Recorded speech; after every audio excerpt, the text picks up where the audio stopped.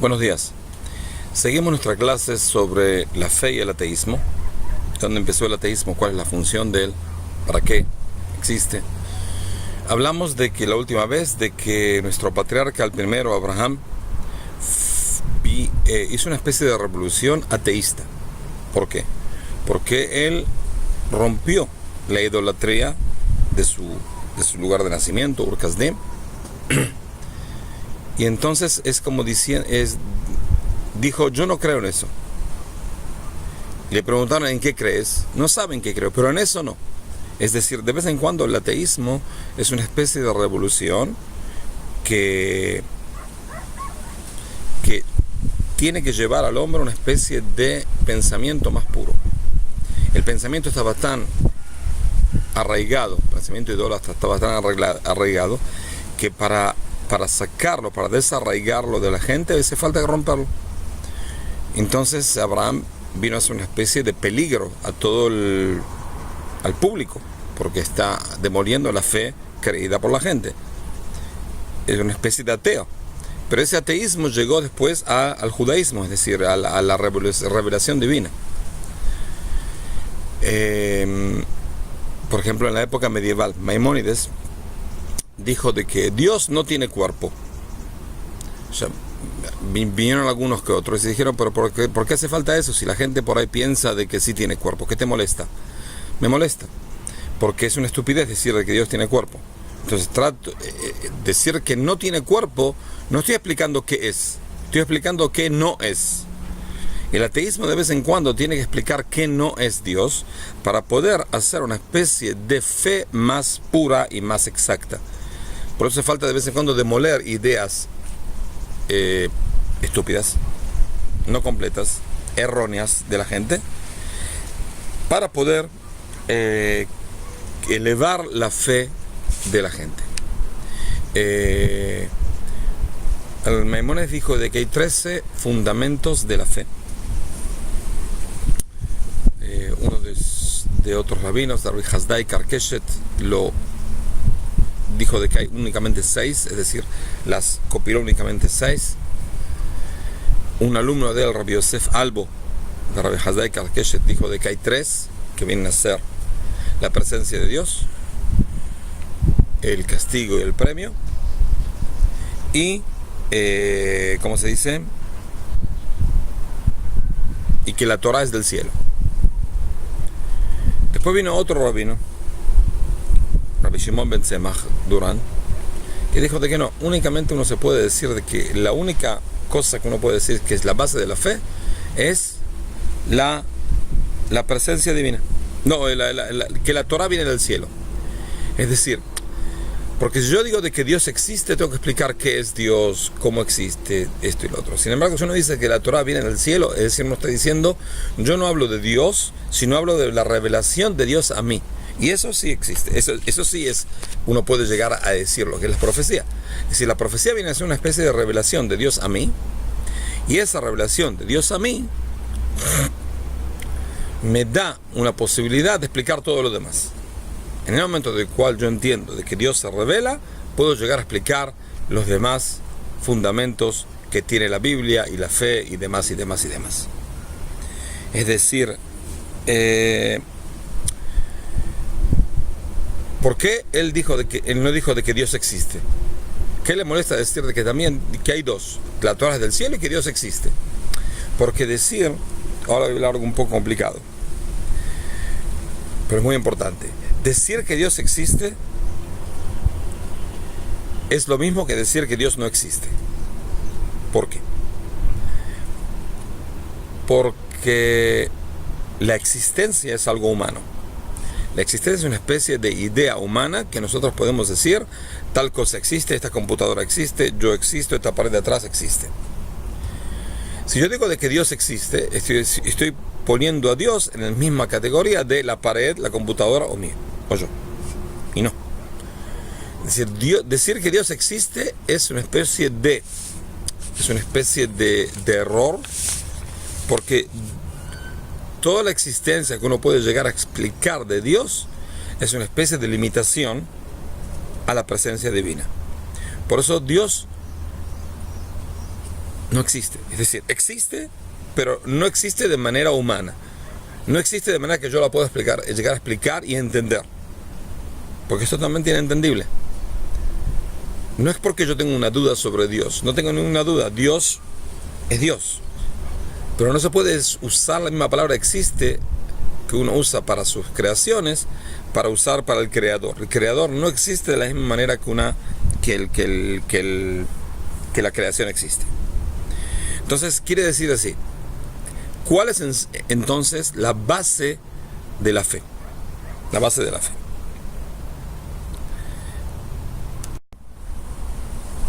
Más todavía, antes de empezar con la base de la fe, una vez un rabino judío en la Primera Guerra Mundial. La Primera Guerra Mundial fue una especie de estupidez colosal que pasó en el mundo. Nadie sabe por qué empezó. Nadie puede decir de que por esa estupidez que mataron algún vice algo en Serbia pudo empezar todo este lío que se empezó con todos los millones de muertos. Fue una especie de desastre colosal, estupidez colosal, inentendible.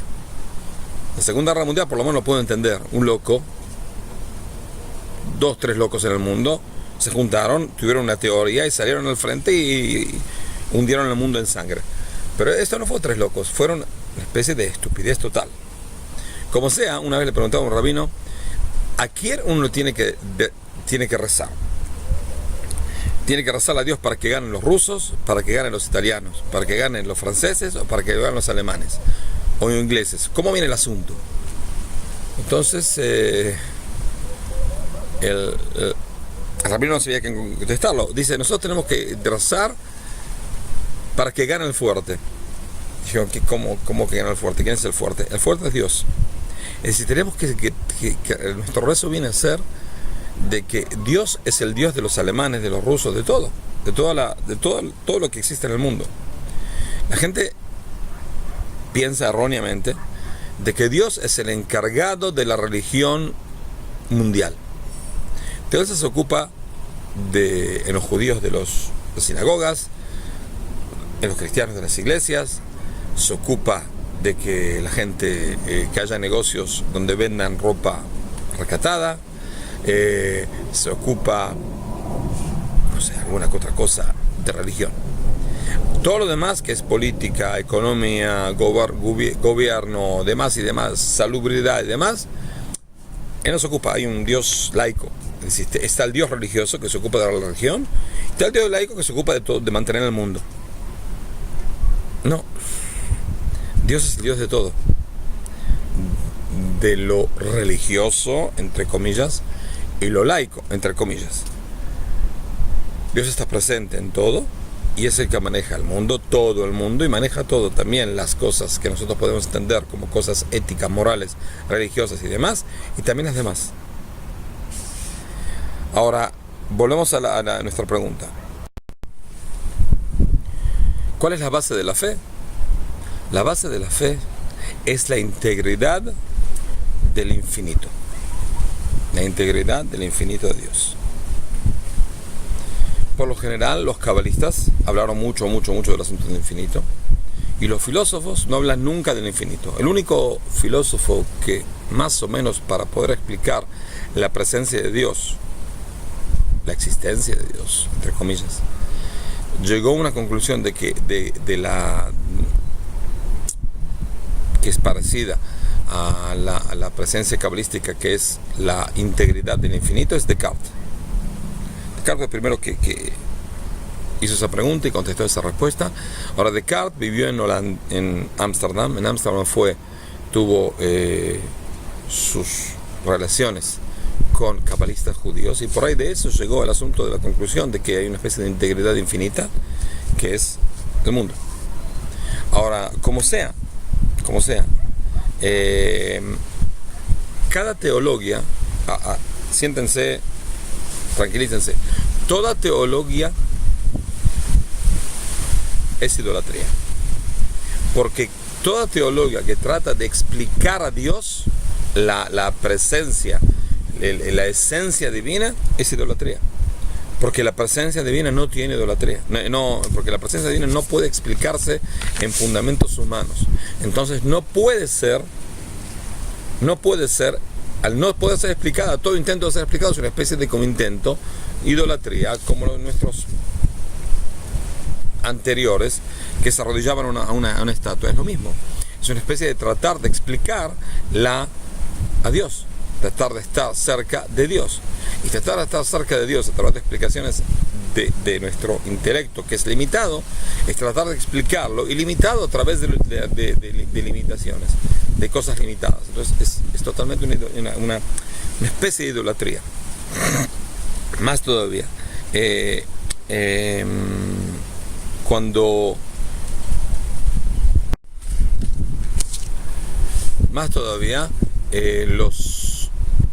Rav Kook, en uno de los, pienso que es el